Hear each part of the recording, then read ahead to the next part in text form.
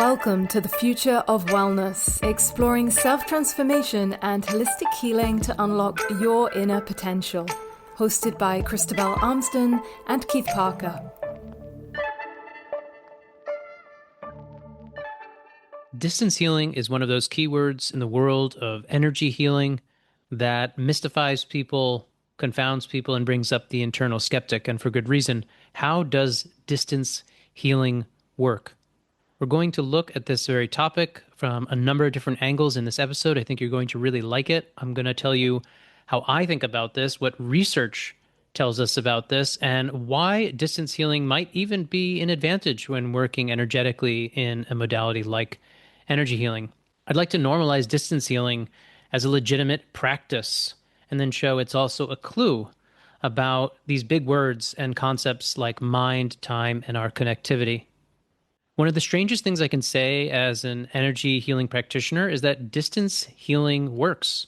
It's not like it's not that it's weaker than being in person with people. It's that it works consistently. There's a mechanism in place that is reliable and efficacious. If healing can happen without being close to one another, without proximity in space, what does it imply about where the mind actually exists? And I want to really highlight here our language meets a limitation when we say, where is the mind? What a good question. If the space that we share is not the limitation to the mechanism of healing, how is this happening? So maybe the bigger question then isn't how can energy travel across space? Maybe it's that the way that energy is working isn't operating in space the way that we assume. So over the course of this episode, I'm not going to try and convince you of anything. I'm going to share with you my direct observations, then go into the science on this and look at some research that's been done studying similar phenomena. Let's start with my lived experience, and then we'll pivot to some research. So distance healing, working with people at a distance, is the primary way that I have been spending years now doing energy work with people. This is how Field Dynamics is set up with our trainings, our primary offerings being online. And to be honest, we started the modality, we started our program assuming we were going to be working with people in person. And it turned out that because of the constraints of COVID and things that were happening in the world, we had to pivot to an online format. And lo and behold, it became really obvious right away that working at a distance does not weaken outcomes whatsoever.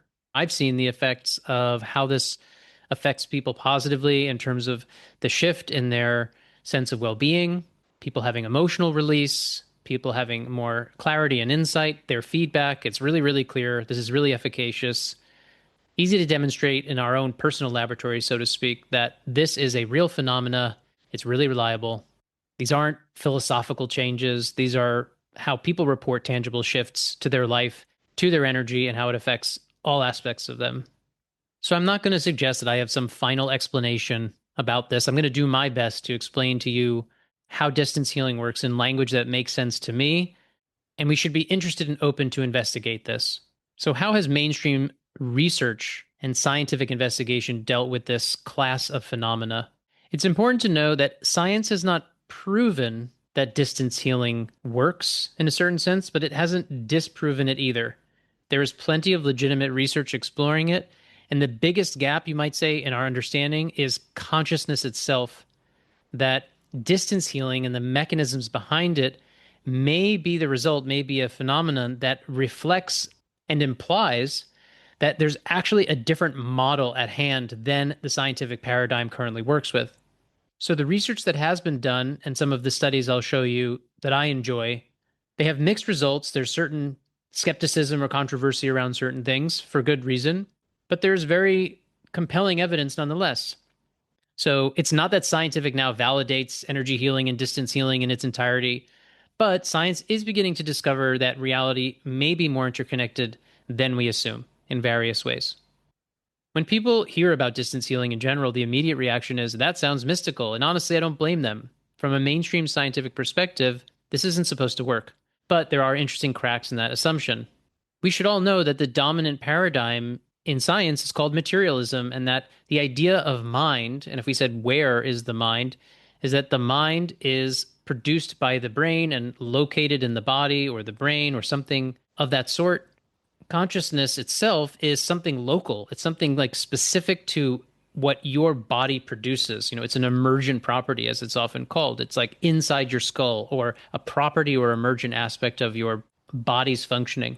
But we have to also be grounded. We have to have humility, especially those who are very adherent to the scientific model.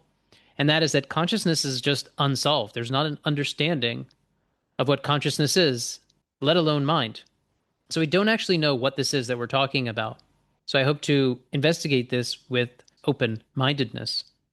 So what does mainstream research actually have to say?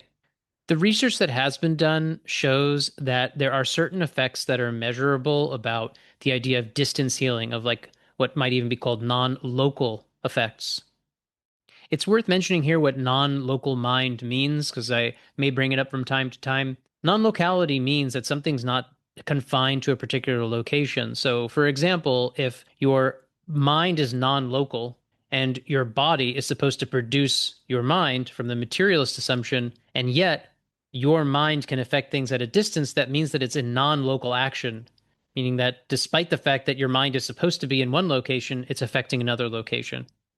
And plenty of the research out there is about action at a distance. That's what we're talking about, distance healing.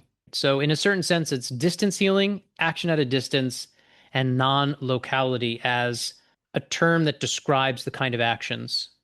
So, let's look at 3 different things that have been done in terms of research. And my goal here is not to prove something to you, but rather to show you different research that's been done by really credible sources. The first is by researcher and author Dean Radin, and it's what he calls presentiment. Presentiment is the idea that the body sometimes reacts to an emotional event before the event occurs. So it's not consciously predicting something, it's more like your nervous system switches on early. The experiments that he's done are generally something like your participants are hooked up to sensors like skin conductance or heart rate variability, and a randomized computer will show a selection of calm versus emotional images. And the idea is that the system is designed so you can't consciously predict how you're about to feel. But what happens is those measuring devices are in place. There are small but statistically meaningful differences before the emotional image occurs. So it's not a dramatic psychic event, it's more like a subtle pre-response. So for example, there may be an image that's about to be shown of something very, very emotional. And yet, before the image itself is shown, at a moment that it is impossible for the person to know that they're about to become consciously emotional, their system expresses emotionality. So it's almost as though the body is indicating a kind of psychic precognition. These are not dramatic psychic events that are being measured, but rather simple, subtle, measurable effects of how a person's system seems to be interacting with information in time and space in a way that we wouldn't expect, suggesting that something is a bit strange about time itself.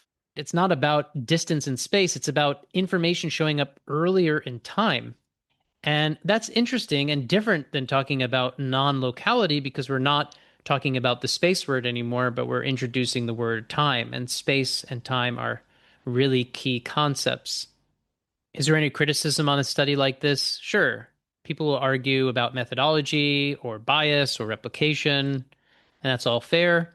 But the bottom line is that this is the kind of research being done, and shows you just one example of a certain kind of what we would think of as a typically psychic function, a precognition of sorts, or in this case, presentiment, that suggests the way in which our system is related in time and space is a little different than we think. Here's another study that I absolutely love by Rupert Sheldrake, and it has to do with dogs anticipating their owners coming home. Getting outside of the laboratory in a traditional lab, this is about filming dogs in their homes, and then also filming the owners and when the owners are going to head back to their home from being out. And what happens is, reliably in statistically significant ways, animals act like they know when somebody's coming home. Rupert Sheldrake is trying to show this systematically, that when you show that the owner starts to walk to their car, for example, the dog will go to the front door of the house at the same time, even if the owner is going to drive for 20 minutes to get home. So the researchers are looking for whether the dog goes to the door specifically when the owner is actually returning, not just randomly all day. There is a real statistical significance to this correlation. And not only is this now showing us a kind of non-locality in terms of effects, but it's a communication system that the relationship between the dog and the owner is somehow intertwined such that the dog is able to pick up on or anticipate the owner's action at a distance. So there's something about relationship here, something about the bond, the depth of the bond, as might be evidenced by a dog and its owner. Some skeptics will say that, there are different cues that dogs are picking up on, that there are certain routines or some other things to account for the phenomena. But again, the core point here is that it's testable, observable behavior that is easy to document, and Sheldrake has done a really good job about that. So we can think about what is the mechanism here between the dog and their owner. How are they picking up on this information as it's happening in real time at a distance? What is the nature of the connection, the bond between the dog and the owner? Is it emotional? Is it mental? Telepathic, psychic? Once we make a nod to something like the relationship we have with pets, what about the relationship that we have with one another? How are we picking up on each other's habits, each other's choices as we make them and are in relationship with others in a deep way? Let's go from pets to something the modern world took seriously enough to fund, that is through the government and the military. And this is with Russell Targ's remote viewing and the government's interest in something like this. So this is really interesting where we're going from things that are being researched in labs and measured and what have you. I'm making note here of actual operational curiosity, meaning the government funded a ton of research during the Cold War into what's called remote viewing.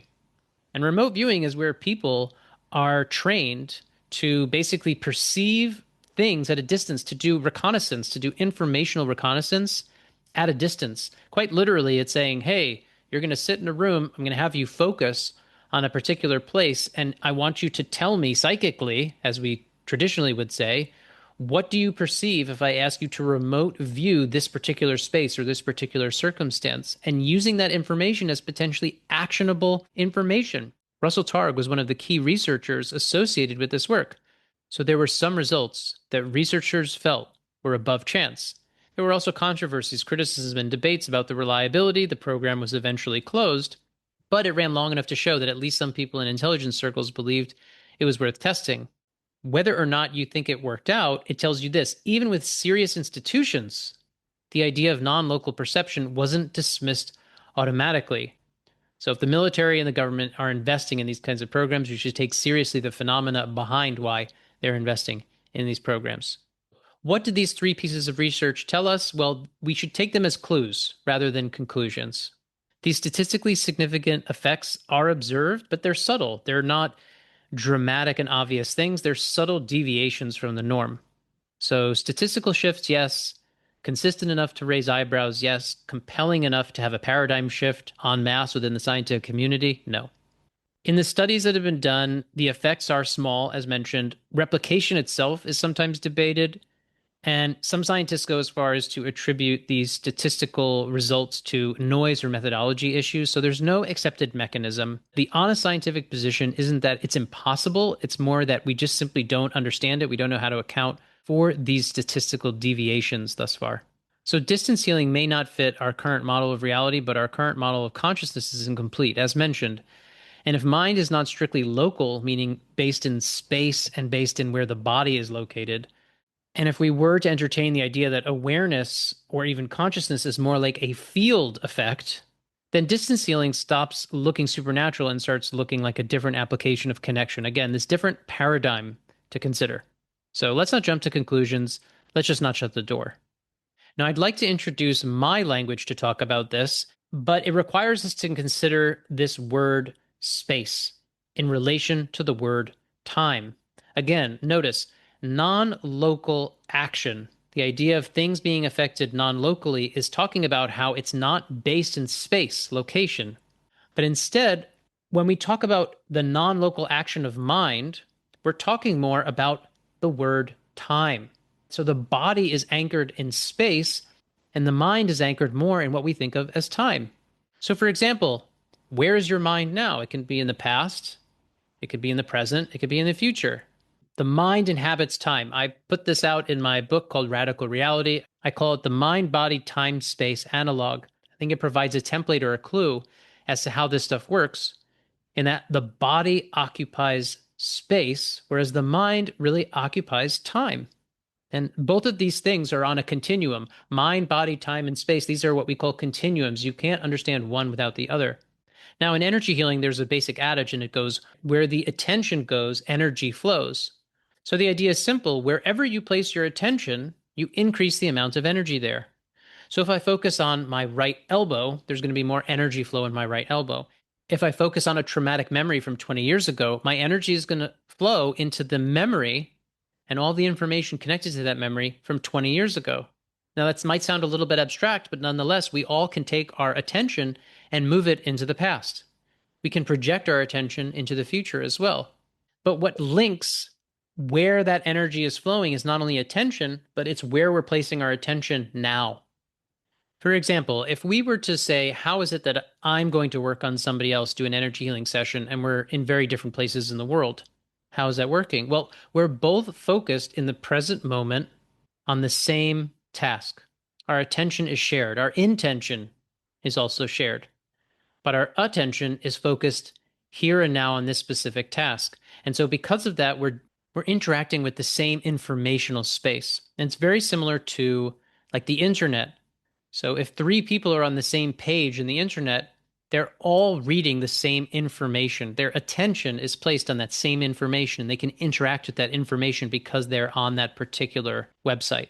So it's similar to say that when we're doing energy healing and we're working at a distance, because our attention is focused in the same place, and again, notice the confusion here with language of time and space, and I said place, but if we're focused in the same time, then we're interacting and having an energetic exchange. And this is more the mechanism of mind, more the mechanism of how distance healing works. It's that where I place present moment attention directs the flow of energy and enables me to read the information, interact with the information at hand. Now, as I say that, some person might be going, well, what did you say about the past and the future? Well, you only access the past and the future from the present. So even if I'm going to go to memories from the past, I'm accessing the past from the present because there is only the present. So distance healing doesn't bridge space. It actually aligns time through shared presence, shared focus. Radin's work was suggesting that the body may respond ahead of time. So time is already strange in that research. Sheldrake and his dogs talk about how relationship may transmit information beyond ordinary cues and certainly challenge the idea of locality in how that information is being shared. And then Russell Targ's work with remote viewing is that perception is not fully confined to the sensory location. And if you put together these different clinical studies that I've shared with you, you can have a very simple hypothesis and to simply say that mind is not strictly local. So again, not trying to come to conclusions here in terms of what mainstream science might understand, but again, through direct experience, I can know that distance healing works, that energy healing, which utilizes non-locality as its method, is certainly reliable, works really, really well. And in fact, I would go one step deeper and to say that it has turned out that working at a distance is in some ways preferable to working in person. And you might ask yourself, why would that be the case? Well, one thing is really, really great in particular about working at a distance, and that is that you get a distillation of the field alone. If you work in person, what you're doing is you're having a field and body interaction. So in that circumstance, there's a lot more information to deal with. When you subtract the physical and you're just working at a distance, what you get is an energetic interface. It's either your field alone, or your field in a group, or your field in relationship to one person, but nonetheless, it's pure energy. And that distillation makes the reading of it, in my opinion, much easier, certainly in a learning sense. When we distill the energy field from the body as much as possible, the distillation creates the ability for us to become hyper-focused in that domain. Now, I'm not talking about ignoring or not being grounded in the physical body, but I'm talking about the way in which subtle energy works is that you can really lean into the way that energy can be read and interacted with and really turn down the volume on the noise that might come from the physical domain. So in this way, distance healing and working in an online format like we do in the EHT program, this kind of format really enables practitioners to rely on subtle sensing rather than having the physical connection be a part of the interaction so much. And it trains perception directly into the energetic layer. So that's why online training can be a surprisingly powerful container for learning energy healing, and why I've actually come to, in some ways, prefer it. I certainly think that it is easier to learn when working online. Now, many people assume that you should just be in person to be learning any kind of skill like this, but we've seen how effective the online format is, and again, have grown to really love it. Of course, the other benefits of doing an online training are things like you don't have to travel at all. You get to be in the comfort of your very own home. The costs of all kinds of related things about travel and lodging don't exist. And you have a bunch more integration time as well between sessions and before and after. So in-person training, in-person work is really great. It's obviously the benchmark, but online has its advantages and in some ways might be preferable to many people because of the distillation and because of the ease at which you can access it. Distance healing is just one of those subjects that challenges our very notions about the nature of body and mind, about causation, connectivity, time and space, all of it.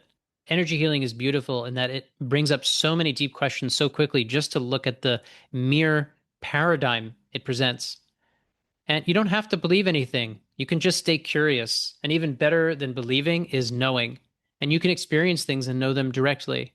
Maybe reality is simply more connected than our current map suggests. Maybe the scientific paradigm is not complete. I certainly think there are some big gaps.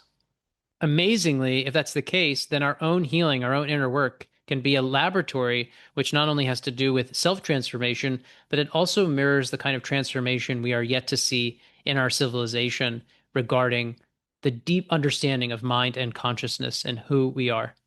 So again, I'm not saying that mainstream science has proven how distance healing works, but we do have all these different clues from a number of studies I've shared with you today.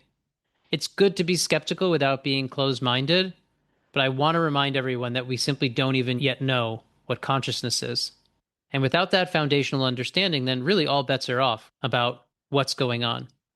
When we really zoom out and consider the mechanisms behind how distance healing works, what it does is it immediately expands beyond these formal practices of energy work or remote viewing, and rather says that the interactions that we're having day to day, moment to moment, are far more influential to one another than we presuppose.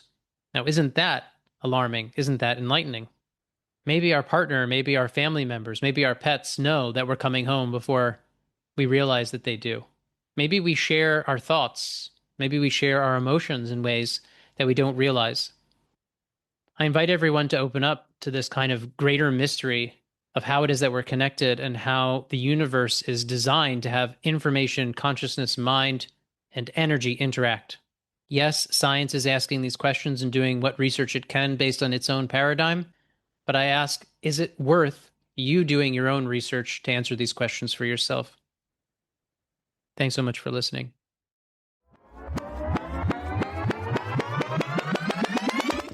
Thanks for being a part of the Future of Wellness. Be sure to subscribe and leave a review. It helps us reach more people and to make great episodes like this one. Learn more about field dynamics and why we think the future of wellness matters. Check us out at energyfielddynamics.com. See you next time.